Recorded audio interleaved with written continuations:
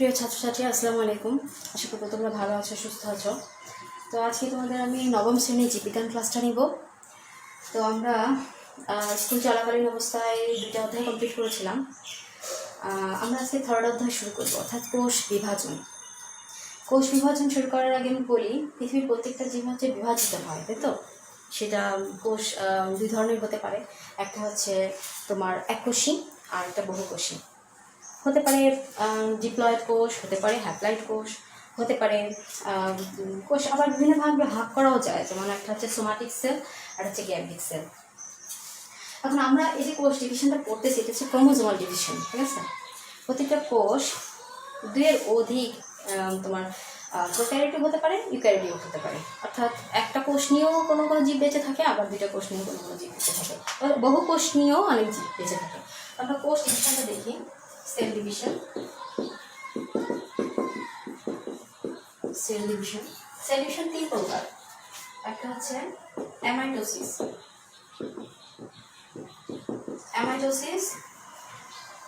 Mitosis, একটা হচ্ছে meiosis. Amitosis, mitosis আর meiosis. Amitosis হচ্ছে একটা কোষ থেকে 2টা কোষ তৈরি হবে এবং কোষের নিউক্লিয়াস এবং ক্রোমোজোম। আচ্ছা, অ্যামাইটোসিস হচ্ছে নিম্ন শ্রেণীর জীবে ঘটবে। নিম্ন শ্রেণীর জীব,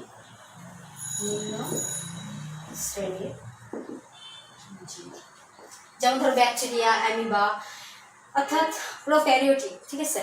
আর ইউক্যারিওটিক কোষে হচ্ছে মাইটোসিস আর মিওসিস ঘটে। মাইটোসিস হচ্ছে উচ্চতর জীবে।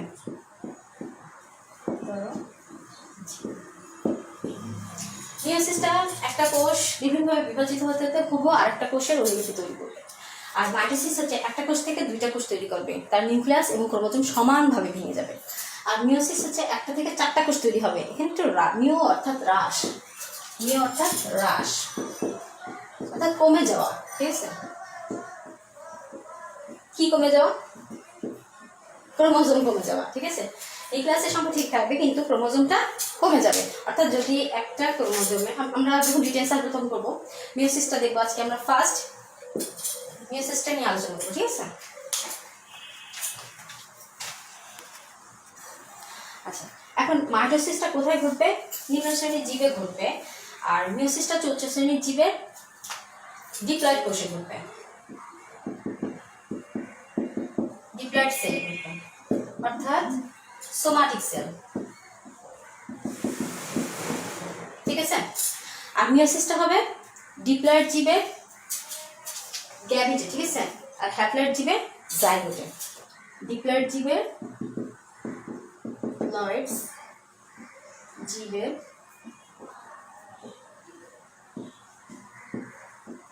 গ্যামেটে অ্যান্ড হ্যাপ্লয়েড জীবের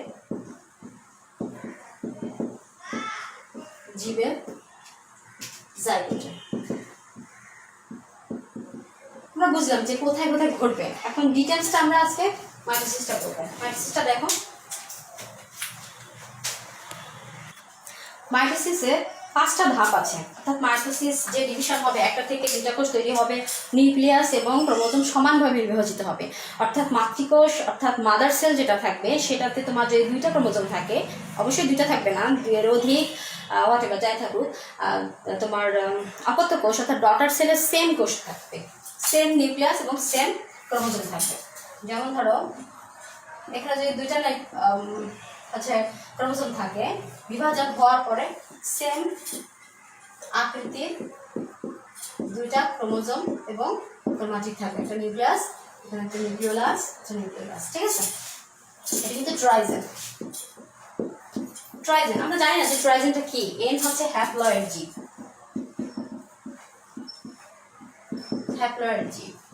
এন মানে বায়োলজি ভাষায় এন হচ্ছে হ্যাপ্লয়েড জীব, আর ট্রাইজেন হচ্ছে ডিপ্লয়েড জীব।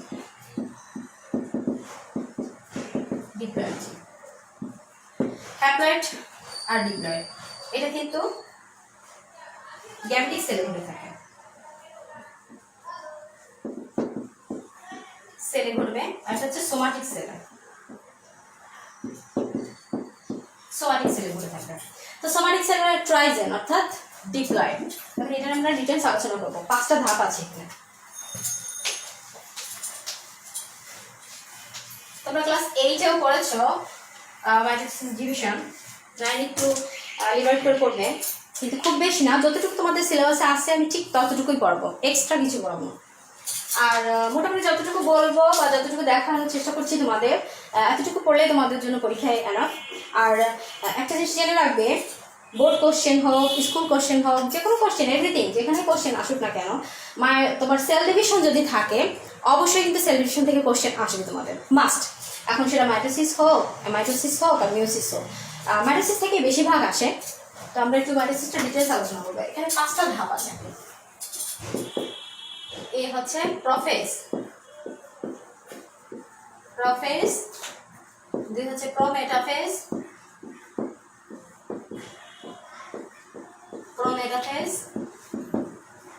Metaphase, anaphase, ডেলটেনোফেজ।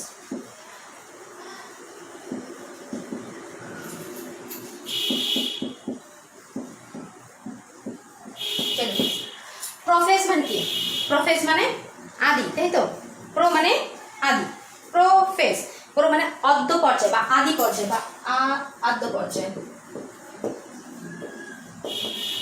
ঠিক আছে? প্রো মানে আদি। এবার হচ্ছে প্রোমেটা মানে মধ্যবর্তীর আগে, অর্থাৎ কি? অর্থাৎ হচ্ছে মধ্যবর্তীর আগে, তার মানে কি? প্রাক মধ্য পর্যায়, মানে মধ্যবর্তীর আগে তো প্রাক মধ্য পর্যায়, তাই তো? প্রো মানে প্রোমেটা অর্থাৎ প্রাক মধ্য পর্যায়, প্রাক মধ্য পর্যায়। মেটাফেজ মানে মধ্য পর্যায়,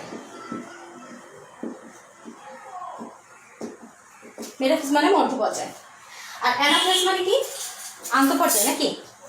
অ্যানাফেজ মানে হচ্ছে গতি পর্যায়, হ্যাঁ গতি পর্যায়। অ্যানা অর্থাৎ গতি। বায়োলজির কিছু টার্ম আছে যেগুলো আমাদের দেখেই বুঝে নিতে হবে যেটা কি বলতে চাচ্ছে, ঠিক আছে? অ্যানা অর্থ গতি, অর্থাৎ তার মানে এটা গতি পর্যায়, জাস্ট অ্যানা, গতি পর্যায়। এবার হচ্ছে টেলো পর্যায় অর্থাৎ অন্ত পর্যায়, অন্ত পর্যায়। ওকে, এখন আমরা একটু ডিটেলস পড়বো। প্রাক মধ্য প্রথম হচ্ছে আদ্য পর্যায় হচ্ছে প্রোফেজ, তারপর হচ্ছে prometaphase, metaphase, anaphase and telophase. Chromosomal division হবে, তাই তো? ক্রোমোজোমের ডিভিশন হচ্ছে অর্থাৎ একটা কোষের মধ্যে ক্রোমোজোমটা ভেঙে যাচ্ছে, ক্রোমোজোমটা একটা নির্দিষ্ট সিকোয়েন্সে ভাঙবে, তাই তো? অর্থাৎ প্রথমে হচ্ছে তোমার কোষটা ভাঙার আগে কিছু প্রস্তুতি নিবে, প্রস্তুতি নেওয়ার পরে তারপরে মাইটোসিস ডিভিশনটা কমপ্লিট করবে, তারপরে আবার একটা ধাপে এভাবে বারে বারে ভাঙতে থাকবে। অর্থাৎ যদি কোষ তোমার ওই জীবদেহটা সুস্থ থাকে এবং কোষগুলো সজীব থাকে তাহলে এই ডিভিশনটা কন্টিনিউ হতে থাকবে। তো আমরা ডিভিশনগুলো একটু দেখবো। আচ্ছা দেখো, আমি এখানে 2টো ফিগার রেখেছি প্রোফেজের, একটা হচ্ছে আমি লিখছি ইন্টারফেজ আর হচ্ছে প্রোফেজ। তো আমি কিছুক্ষণ আগেই বললাম যে প্রোফেজ কমপ্লিট করার আগে কোষের একটা প্রস্তুতি দশা আছে, সেই প্রস্তুতি দশাকে ইন্টারফেজ বলছে। অর্থাৎ কোষটা নর্মালি এরকম, আমরা খুব অতি আনুপাতিক যন্ত্র দ্বারা দেখা যায় যেটা সেরকমটা আঁকতে পারবো না, জাস্ট আমাদের নর্মাল একটা ফিগারে রাখছি।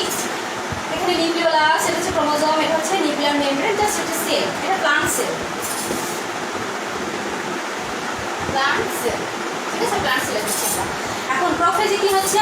এই যে ক্রোমোজোমটা, এই নিউক্লিওলাসটা সর্বাধিক, নিউক্লিয়াসটা স্পষ্ট হবে, সুগঠিত হবে, ঠিক আছে? স্পষ্ট দেখা যাবে এবং এই ক্রোমোজোমটা জল বিয়োজনের ফলে সংকুচিত এবং মোটা হবে, ঠিক আছে? তাহলে আর এই ক্রোমোজোমটা এখানে কয়েক হাজার লক্ষ লক্ষ যে ক্রোমোজোম থাকতে পারে একটা সেলের মধ্যে, তো কয়েক মাইক্রন তোমার ক্রোমোজোম থাকে, তার মধ্যে কয়েকটা আমরা বেছে নিয়েছি, ধরো 3টা নিলাম, 4টা নেই আমরা এখানে, 4টা ক্রোমোজোম নেই। তো জল বিয়োজনের ফলে এই যে অংশটা আমরা এটা কি দেখে নিই, এটা হচ্ছে একটা ক্রোমোজোম, ক্রোমোজোমের এটাকে বলা হয় সেন্ট্রোমিয়ার, সেন্ট্রোমিয়ার, এটা হচ্ছে ক্রোমাটিড, ক্রোমাটিড। এখন এখন সেন্ট্রোমিয়ারটা স্পষ্ট দেখা যাবে এবং এই ক্রোমাটিডটা দুইটা ভাগে বিভক্ত হয়ে যাবে, অর্থাৎ দ্বিবিভাজিত হবে এবং এখানে তোমার জল দিয়ে যেন অর্থাৎ হাইড্রেশন ঘটবে, ডিহাইড্রেশন ঘটবে। ডিহাইড্রেশনের ফলে একটু মোটা আর খাটো লাগবে। এটা জাস্ট প্রোফেজের স্টেজ। এরপরে আমরা প্রোমেটাফেজ আসবো।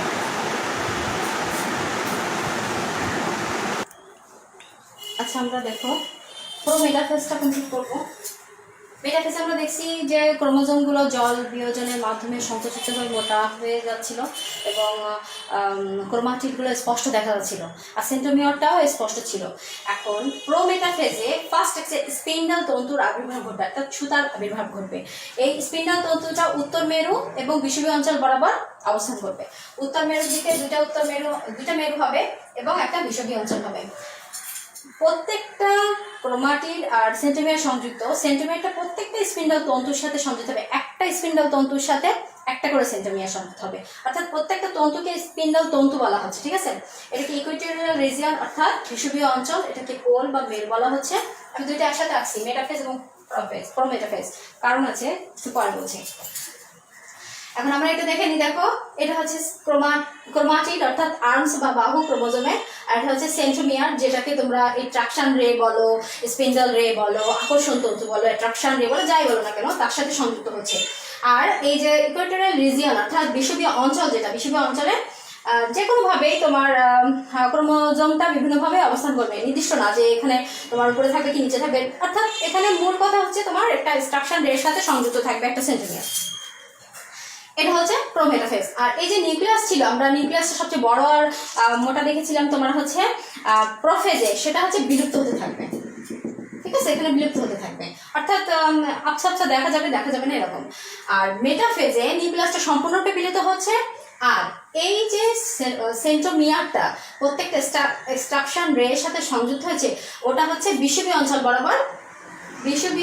বরাবর অবস্থান করবে।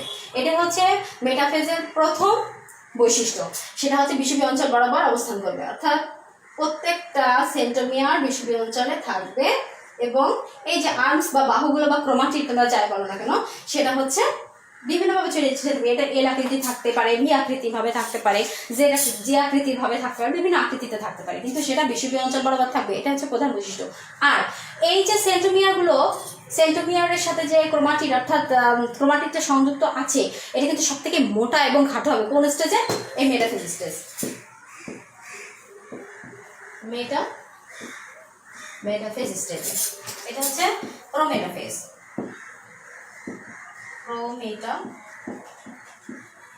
তো তোমাদের প্রোমেটাফেজ এবং মেটাফেজ স্টেজের কিন্তু পার্থক্য লাগবে, পার্থক্য করতে হবে। প্রথম পার্থক্য কি? এখানে হচ্ছে প্রত্যেকটা স্পিন্ডাল তন্তুর সাথে সংযুক্ত হয়েছে। এটা কিন্তু স্পিন্ডাল তন্তুর সাথে সংযুক্ত হয়েছে, কিন্তু এটা বিষুবীয় অঞ্চল বরাবর নিয়েছে। ঠিক আছে, এটা হচ্ছে মূল পার্থক্য। আর এখানে ক্রোমোজোমগুলো স্পষ্ট দেখা যাচ্ছে আর ক্রোমাটিডগুলো দেখা যাচ্ছে। আর মেটাফেজ স্টেজে ক্রোমাটিডগুলো সব থেকে মোটা এবং খাটো হচ্ছে। আর এটা হচ্ছে তোমার মেরু বা পোল বলা হবে, আর এটা হচ্ছে বিষুবীয় অঞ্চল। ঠিক আছে, এরপরে আমরা প্রোমেটাফেজ মেটাফেজ অ্যানাফেজে যাব। আচ্ছা দেখো, আমরা একটু আগে মেটাফেজ পর্যন্ত দেখেছিলাম, মেটাফেজের পরে অ্যানাফেজ। এখন অ্যানাফেজ স্টেজে কি হচ্ছে? স্পিন্ডাল তন্তু থাকছে, তোমার বিষুবীয় অঞ্চল থাকতেছে, সব কিছু এভাবে থাকতেছে। কিন্তু একটা ব্যাপার হচ্ছে, এই যে আমরা বড় করে রাখি ক্রোমোজোমটা নিয়েছি, অর্থাৎ এই যে ক্রোমোজোমটা মতো বরাবর ভেঙে যাবে, অর্থাৎ সেন্ট্রোমিয়ার ভেঙে যাবে। একটা সেন্ট্রোমিয়ার ভেঙে দুটো হয়ে যাবে, কিন্তু সেম হবে। ঠিক আছে, আর এখান থেকে ক্রোমাটিড আলাদা হয়ে যাচ্ছে, এখান থেকে ক্রোমাটিড আলাদা হয়ে যাচ্ছে। তো আলাদা হয়ে যাওয়ার পরে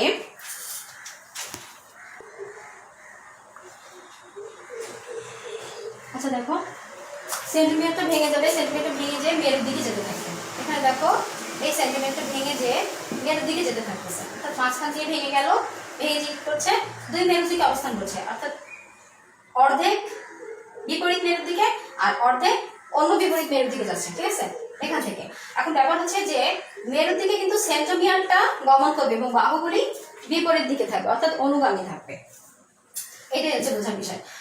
এখানে চিত্র কিন্তু তোমরা এভাবে অনেক সময় হয়ে যায় যে সেন্টিমিটার এখানে ভাঙছে, তো বাহুগুলো এদিকে দিয়ে দিলাম আর সেন্টিমিটারটা নিচে দিলাম, তা কিন্তু না। সেন্টিমিটারটা মেরুর দিকে গমন করবে এবং বাহুটা অর্থাৎ ক্রোমাটিডটা তার নিচের দিকে থাকবে। ঠিক বিপরীত পাশেও তাই হবে, মেরুর দিকে হচ্ছে সেন্টিমিটারটা গমন করবে অর্থাৎ হেডটা থাকবে এবং আর্মসটা অর্থাৎ ক্রোমাটিডটা থাকবে হচ্ছে তার বিপরীত দিকে, অর্থাৎ এই বিষুবীয় অঞ্চলের দিকে দেখো ক্রোমাটিডগুলোর চেহারা দেখা যাচ্ছে এবং 2 সেন্টিমিটারগুলো দুই পাশের দুই মেরুর দিকে অবস্থান করছে। এটাই হচ্ছে অ্যানাফেজ স্টেজ। তো এর পরের স্টেজে হচ্ছে একটা সেল প্লেট গঠন করবে, অর্থাৎ অ্যানাফেজের পর টেলোফেজ যে সেল প্লেট গঠন করবে। আমরা টেলোফেজটা এখানে দেখি। আর আনুষঙ্গিক যে জিনিসগুলো লিখতে হবে, সেল ওয়াল, তারপরে এটা হচ্ছে তোমার মেরু, এটা হচ্ছে বিষুবীয় অঞ্চল, এটা হচ্ছে সেন্ট্রোমিয়ার, এটা হচ্ছে ক্রোমাটিড, এটা তোমার স্পিন্ডাল অ্যাপারেটাস, এগুলো তোমরা প্রত্যেকটাতেই লিখে নেবে। প্রত্যেকটাতেই লিখে নেবে। এটা হচ্ছে অ্যানাফেজ, হচ্ছে টেলোফেজ।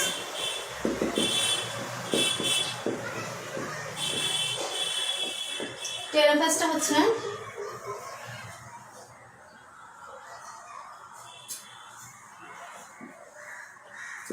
খুব সহজ আঁকার চেষ্টা করছি, তোমরাও খুব সহজ আঁকবা, কারণ পরীক্ষার সময় তোমাদের সর্বোচ্চ একটা সৃজনশীলের জন্য সর্বোচ্চ তোমরা 20 মিনিট টাইম পাবে। তো 20 মিনিটের মধ্যে তোমাদের কতে থাকবে জ্ঞানমূলক কোশ্চেন, খতে হচ্ছে অনুধাবনমূলক কোশ্চেন, গতে হচ্ছে প্রয়োগ, আর হচ্ছে ঘতে হচ্ছে উচ্চতর দক্ষতা থাকবে।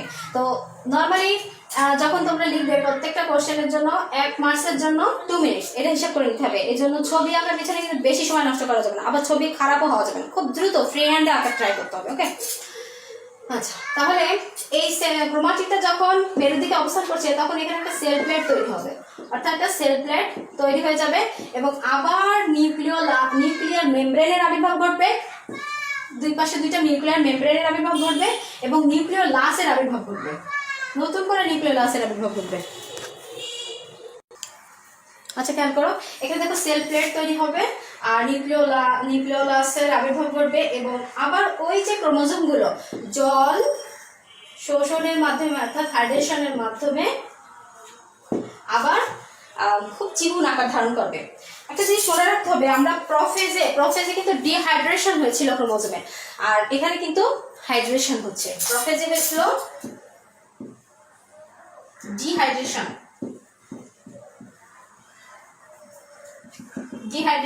আর এখানে হচ্ছে হাইড্রেশন। এটা হচ্ছে টেলোফেজ।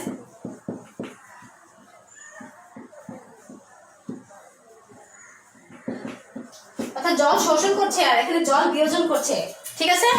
প্রফেজে হচ্ছে জল বিয়োজন করবে আর টেলোফেজে হচ্ছে জল শোষণ করবে, জল শোষণ করে আর তোমার ক্রোমোজোমগুলো লম্বা হয়ে যাবে, খুব হয়ে যাবে।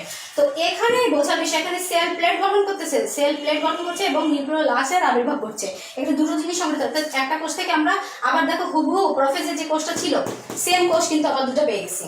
মাতৃকোষের সমান সংখ্যক নিউক্লিওলাস এবং সমান সংখ্যক ক্রোমোজোম, অর্থাৎ একটা নিউক্লিওলাস এবং ক্রোমোজোম তৈরি হলো, অর্থাৎ একটা কোষ থেকে দুইটা কোষের সৃষ্টি হয়ে গেছে হুবহু। অর্থাৎ মাতৃকোষ অর্থাৎ মাদার সেলটা যেমন ছিল ঠিক তোমার ডটার সেল বা অপত্যকোষ যেটা আসতেছে সে সেম জিনিস। এখানে দুটো জিনিস আছে, একটা হচ্ছে ক্যারিওকাইনেসিস, একটা হচ্ছে সাইটোকাইনেসিস। আমরা দেখবো ক্যারিওকাইনেসিস আর সাইটোকাইনেসিস।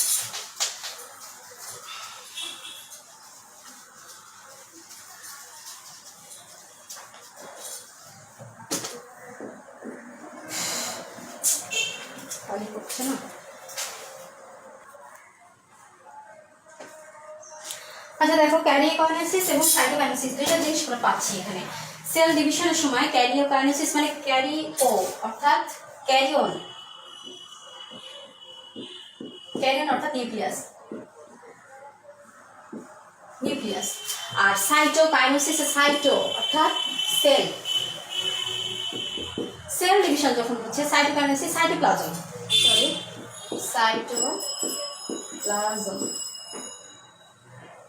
তাহলে ক্যারিয়ন মানে হচ্ছে নিউক্লিয়াস আর সাইটোন মানে হচ্ছে সাইটোপ্লাজম। সো সাইটোপ্লাজমের যখন ডিভিশন হচ্ছে তখন তাকে সাইটোকাইনেসিস বলছে, আর যখন ক্যারিয়ন অর্থাৎ নিউক্লিয়াসের ডিভিশন হচ্ছে তখন তাকে ক্যারিওকাইনেসিস বলছে। তোমাদের এই কোশ্চেনটা প্রায় আসে যে সাইটোকাইনেসিসটা কি বা ক্যারিওকাইনেসিসটা কি। সাইটোকাইনেসিস হচ্ছে সাইটোন, অর্থাৎ এটা মনে রাখবা, সাইটো মানে সাইটোপ্লাজম, অর্থাৎ একটা মনে রাখলে আরেকটা মনে হয়ে যাবে, ঠিক আছে? সাইটোকাইনেসিস মানে সাইটোপ্লাজমের ডিভিশন, যেটা সাইটোপ্লাজম তার মানে আমরা এই যে টেলোফেজে যে ভাঙছি না, এই যে সেল প্লেটটা গঠন করছে, অর্থাৎ এই প্লেটটা এখানে আস্তে আস্তে এখানে এসে এই যে সাইটোপ্লাজমটা দুই সাইডে এসে আরেকটা নতুন করে সেল তৈরি করতেছে, এটা সেল প্লেট দিয়ে, এটাকে বলছে সাইটোপ্লাজম অর্থাৎ সাইটোকাইনেসিস, ঠিক আছে। আর হচ্ছে ক্যারিওকাইনেসিস মানে একটা নিউক্লিয়াস ছিল, অর্থাৎ একটা বড় নিউক্লিয়াস ছিল, এই নিউক্লিয়াসটা ভেঙে দুটো তৈরি করতেছে, এই ডিভিশনটাকে বলা হচ্ছে ক্যারিওকাইনেসিস বা নিউক্লিয়ার ডিভিশন। তো মোটামুটি আজকে আমরা মাইটোসিসটা কমপ্লিট করলাম, তো মাইটোসিসের ডিভিশনটা কমপ্লিট করলাম। এখন মাইটোসিসের কিছু গুরুত্ব আছে, কিছু উপকারিতা আছে, কিছু অপকারিতা। শুধু কি মাইটোসিস ডিপ্লয়েড কোষে ঘটবে এবং কোনো অস্বাভাবিকতা আসবে না? অবশ্যই আসতে পারে। যদি কোনো অস্বাভাবিকতা আসে সেটা টিউমার সেল বা ক্যান্সার সেলে রূপান্তরিত হয়ে যায়, ঠিক আছে। আচ্ছা দেখো, গুরুত্ব, তাৎপর্য, প্রয়োজনীয়তা। মাইটোসিসের গুরুত্ব কি? অনেক সময় তোমাদের একটা সৃজনশীল ক, খ, গ আর ঘ, গতে অথবা ঘতে আসে, বিশেষ করে ঘতে আসে যে মাইটোসিসের গুরুত্ব বর্ণনা করো, আবার আসে যে মাইটোসিসের তাৎপর্য ব্যাখ্যা করো, আবার আসে মাইটোসিসের প্রয়োজনীয়তা কি তোমার ভাষায় বর্ণনা করো। তো এই যে গুরুত্ব, তাৎপর্য, প্রয়োজনীয়তা সব কিন্তু একই অ্যান্সার, শুধু কথার একটু ডিফারেন্স, কোশ্চেনটা একটু ডিফারেন্স, কিন্তু অ্যান্সারটা হবে সেম। তো গুরুত্ব তাৎপর্য কি করতে পারি আমাদের? প্রধান গুরুত্ব হচ্ছে দৈহিক বৃদ্ধি ঘটবে, বংশবৃদ্ধি ঘটবে, তারপর হচ্ছে তোমার নির্দিষ্ট আয়তন রক্ষা করবে, সাইটোপ্লাজম নিউক্লিয়াস ও সাইটোপ্লাজমের সূচক রক্ষা করবে, ক্রোমোজোমের সমতা রক্ষা করবে, ক্ষয়পূরণ করবে, ক্রমাগত গুণাগুণ অক্ষুণ্ণ রাখবে, মিউটেশনে সহায়তা করবে। আচ্ছা, আর এটার যে মূলত অপকারিতা যেটা, অর্থাৎ একটা কোষ থেকে দুইটা কোষ হচ্ছে, দুটা থেকে চারটা, চারটা থেকে আটটা, হঠাৎ এভাবে হতে হতে যখন অস্বাভাবিকতা ধারণ করবে, অর্থাৎ একটা থেকে যখন দুটা কোষ সংগঠিত, দুইটা কোষে ডিভিশন হবে না, যখন তিনটা বা চার অধিক হবে, অর্থাৎ এর ডিভিশনে যখন ডিফেক্ট দেখা দিবে, তখনই সেটা মাইটোসিসের অস্বাভাবিকতা, তখন সেটা টিউমার সেল বা ক্যান্সার সেলে রূপান্তরিত হতে পারে। তোমাদের বইয়ে একটু দেখো,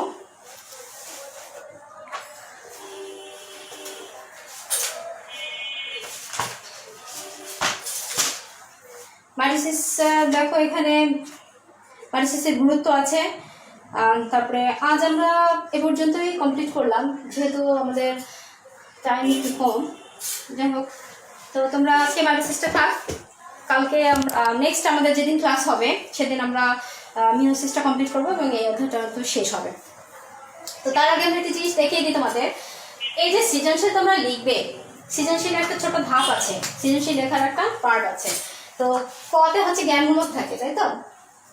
জ্ঞান, এটা হচ্ছে প্রয়োগ,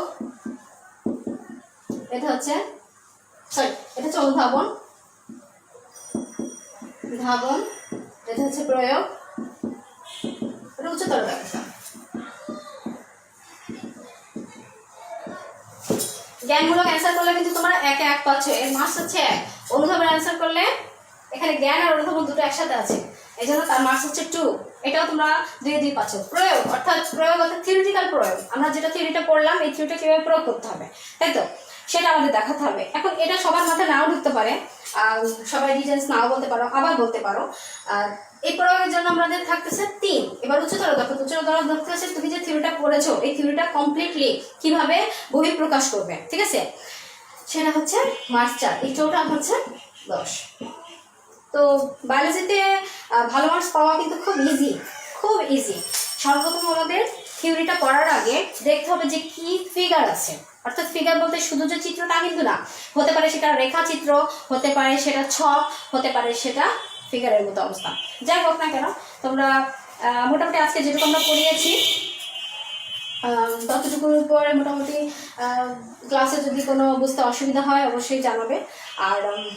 আর সব থেকে বড় কথা যেটা, তোমাদের এক্সপ্রেশনটা আমি বুঝতে পারছি না, যার কারণে তোমরা কতটুকু বুঝছো বা বুঝতেছো না সেটা বোঝার আসলে খুবই ডিফিকাল্ট হয়ে যাচ্ছে।